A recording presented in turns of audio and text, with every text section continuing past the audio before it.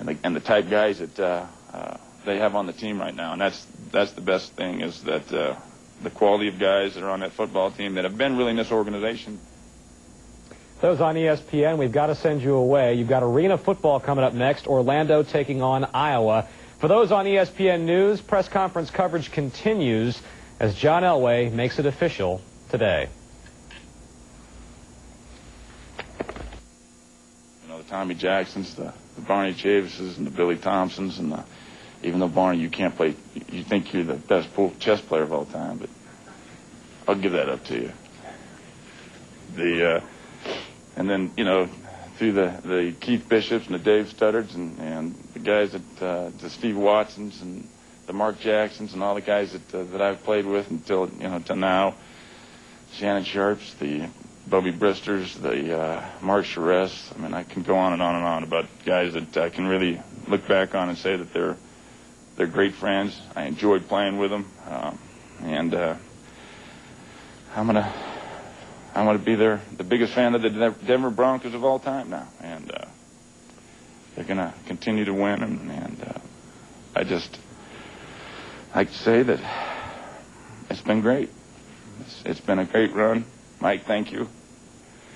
Mr. B, thank you, and thank you, everybody. I know that thank the media. They haven't always liked you, but you've always been.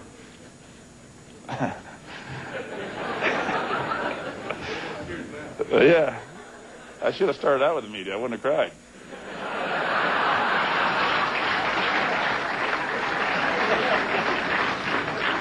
I'm just kidding. But I appreciate all the nice things that you've all had to say over the years, and it means a lot. So with that, should we open it up to questions now, or what? You want to talk some more now, or no? No, I got two mine, Brian. Okay. Okay. Question, John. One thing I'd like to say is, it's retirement. Other than getting my car towed, I got the pamphlet from the travel agency for $29.99, wanting to know if I want to go on the Bronco charter to Australia. I said, wow, that took less than a week to get for them to send that out. And another thing why I knew it was time to retire is because I'm now at the point where I'm tracing over old autographs. People I've given autographs a long time ago. They don't want the new autograph. They just want the old one traced over. So I just trace over there because it's changed over time.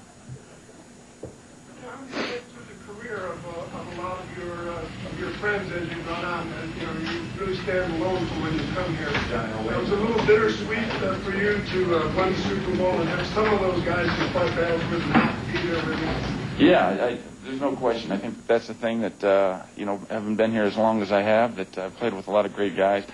And, we went to those Super Bowls, and, I mean, those are heartbreaking losses.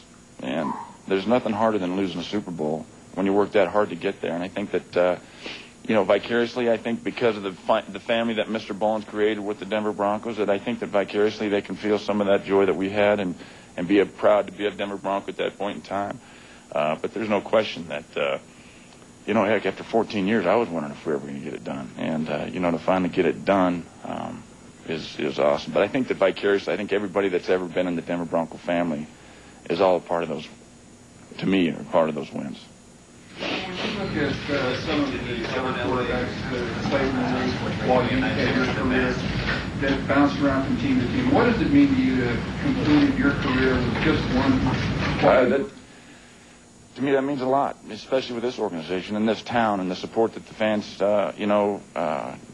gave us throughout the years since really the organization's been here. And I think that, it was important for me to stay 1 year at one place. I didn't want to go anywhere else, never thought about going any other place. And I'm proud to be able to say that I played my entire career here. And I think that, in talking about those Super Bowls and talking about the fans that we do have and talking about the guys that were here that, that never got that feeling, I think that there was no more joy than winning that Super Bowl, that first one, and having all the Bronco fans be able to say, you know what, we're world champs.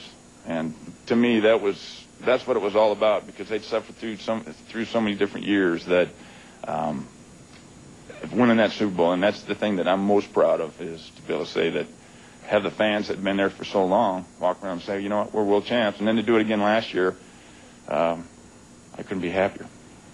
Now, you said that Mike and you discussed several options if you had chosen to continue playing. How open-minded was he? What were some of the possibilities that you decided to come back to? Well, Mike really kind of left the door open, and said that play half the season, or just make sure you're healthy. If you're not healthy, you won't play. Da da da da da. And Mike was very open. I really think that if I, would have sat down and wrote something up, that I think that Mike would have been very open to anything. But the bottom line is, as I told Mike, I said, Mike, that's not me. I'm either all in or I'm all out. And I couldn't. I got to make a commitment that I've made through 20 years of playing football, through college and pro football. And to me, you can't be successful unless that's your focus, and that's what it's all about, and that's your priority. And so for me, it was either I got to do it like I've always done it, or if I can't do that, then I can't do it at all. At the last press conference after the day after the Super Bowl, you seem to leave the door open to the possibility of trying the three straight Super Bowls in 15. Could you tell us how much of a temptation that was to you and where it played in your decision? And can you also give us a little bit of chronology of when you specifically made a decision that was not going to happen? Well, as I said last year, I was 99% chance that I wasn't going to come back this year. I think that, looking at it physically and what I went through. And then when the season was over, I think that, after the Super Bowl, you're always, when you get, at my point where I am in my career, I played to get in the playoffs. Because to me, that's when everything started. That's when I enjoyed it. That's what it was all about, was playing in the playoffs, because that's when everything counted. You kind of just laid the groundwork, and then once you get the playoffs, that's what I enjoyed doing. And so you get in the playoffs, and then we go and we start playing well. We get 3 wins, win the Super Bowl, and all of a sudden you're feeling pretty good about it. And, the chance for a three-peat, knowing how good the football team is.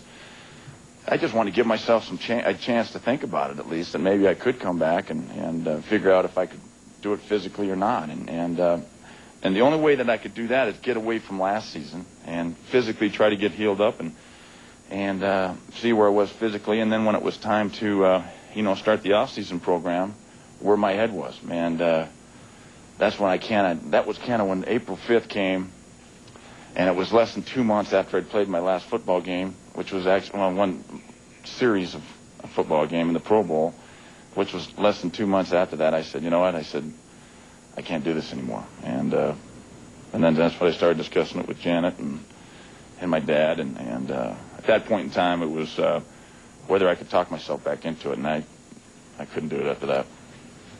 Now, is it the left knee that gave you the most problem, and what did you have to go through on a week-to-week basis last year? Well, yeah, the thing is about my left knee, I hurt it in high school, and so I knew it was getting worse and worse each year, and eventually it was going to be something that was going to slow me down. Was that where I had the most work done? No, I didn't, because there really wasn't much I could do with it. It was a chronic bad knee, and to me, it got to the point where it was preventing me from doing some things that I wanted to do, or avoid people, or build the quickness and those type of things that I thought I was losing because of the soreness in the knee and those type of things. But last year, I've never fallen on the football. I fell on the football twice last year, both different sides of the rib cage, and just little nagging things that used to go away in a week. They'd hang around for 4 and 5 weeks, and made things kind of miserable. So it was the nagging things, and that's when my dad, Dad said, you know what, you're just more prone to injuries now. Not that you're going to get hurt, but you're more prone to injuries, and he's dead right. John, during training camp last year, Janet's health concerns came up to the surface.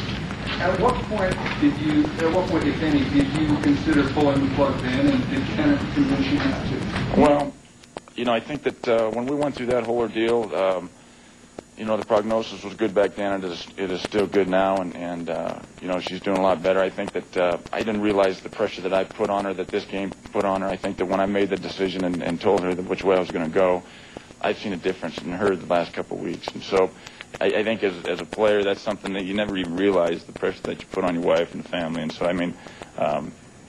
as far as last year, no, I didn't think about retiring. She didn't want me to retire. Mike gave me all the time that I needed as far as to be able to take care of that. And